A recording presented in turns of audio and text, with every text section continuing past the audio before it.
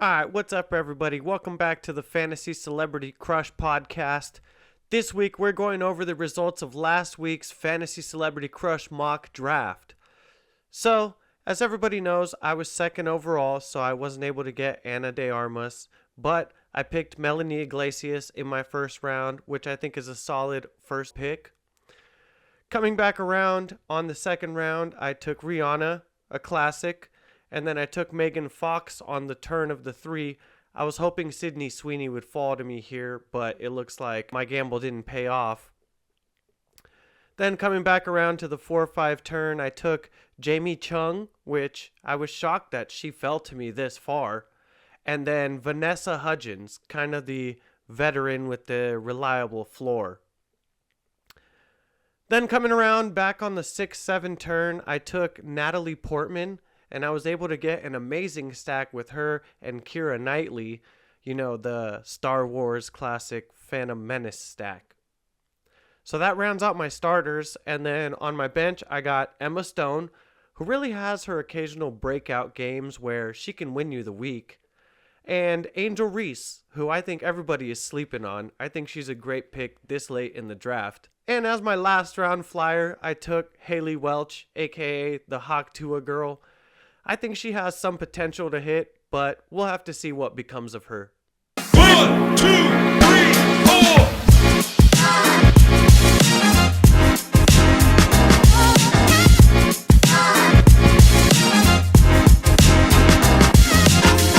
What is up, fuckers? Welcome back. Week 2 of the podcast.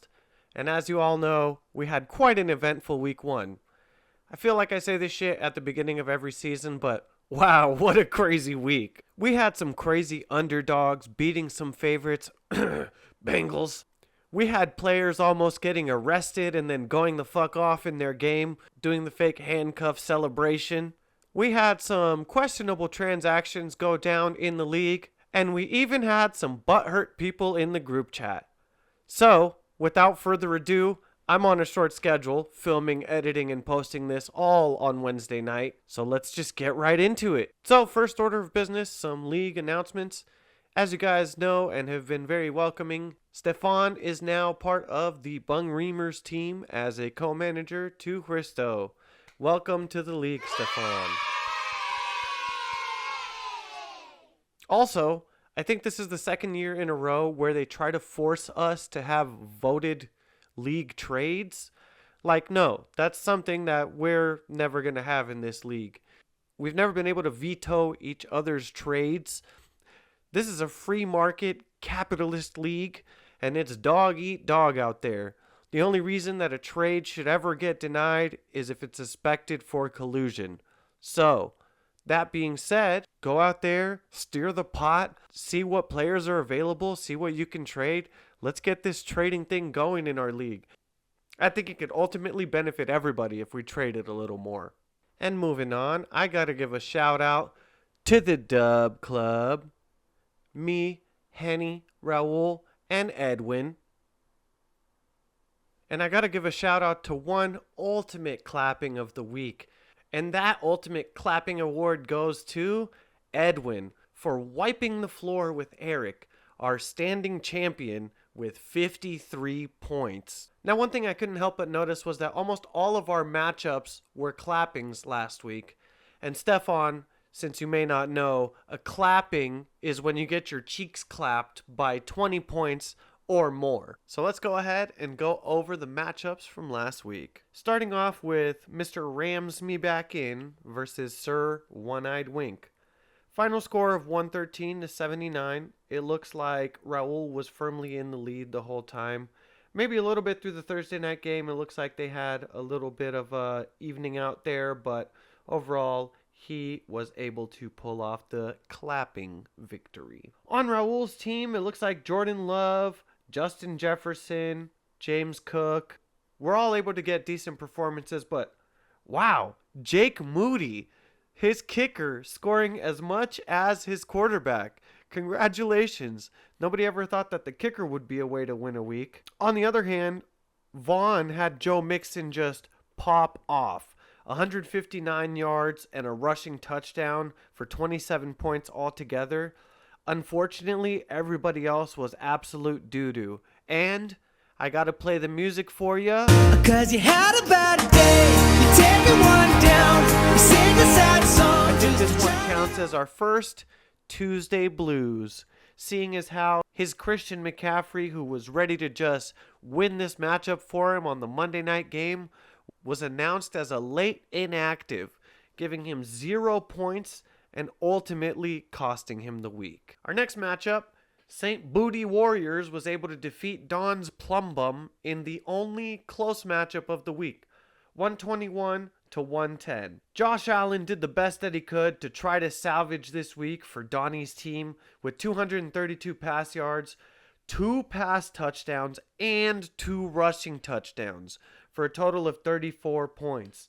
Cooper Kupp also pulled his weight with 110 receiving yards and a touchdown, but nobody else on Donnie's team was able to do jack shit, which resulted in his loss to Henson, who had Joe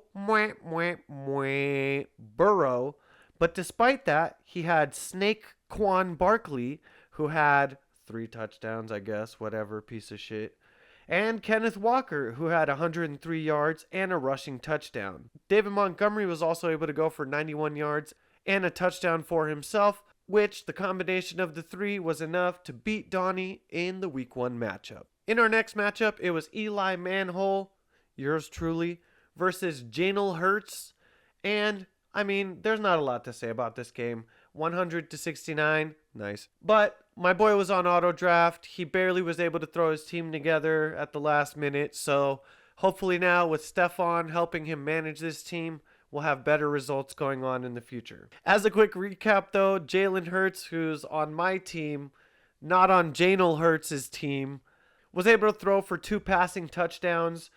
I had my wide receivers go off. Mike Evans had 2 receiving touchdowns.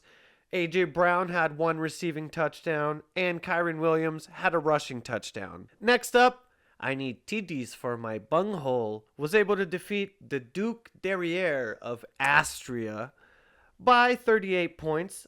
Decent clapping. CJ Stroud did his best with his 234 yards and 2 passing touchdowns. Alvin Kamara had a touchdown. Devon Achane had a touchdown. Jerome Ford had a touchdown. But unfortunately, it wasn't enough to go against Chef's team with Lamar Jackson, Ramondre Stevenson, Tyreek Hill, and Nico Collins, and Chris Godwin, all stacked up together to ultimately bring the win to Chef's side for week 1. And in our last ungodly clapping of the week, he spread him so wide that you could drive a semi through there. Tush Tactician destroyed Coterie des Clappers by over 50 points in a matchup that featured Anthony Richardson with 2 pass touchdowns and 212 yards, Stephon Diggs with 2 receiving touchdowns, Kyle Pitts with the receiving touchdown, Aaron Jones with the rushing touchdown.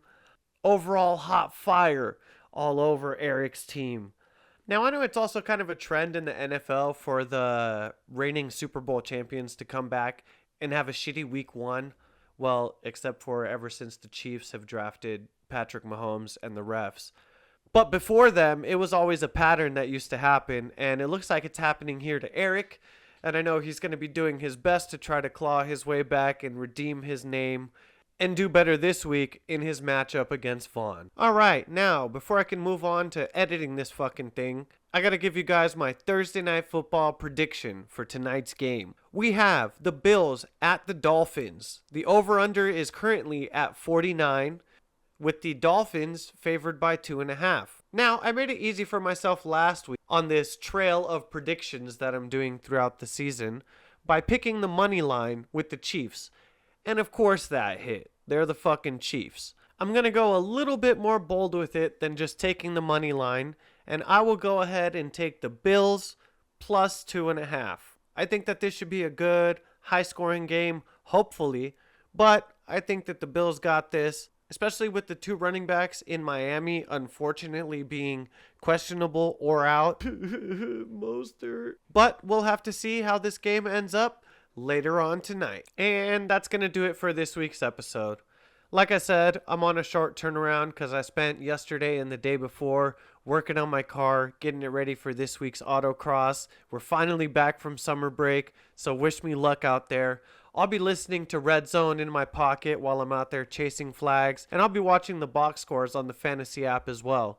So best of luck to you guys in all your matchups, and I'll see you guys next week on the Fantasy Freestyle Podcast.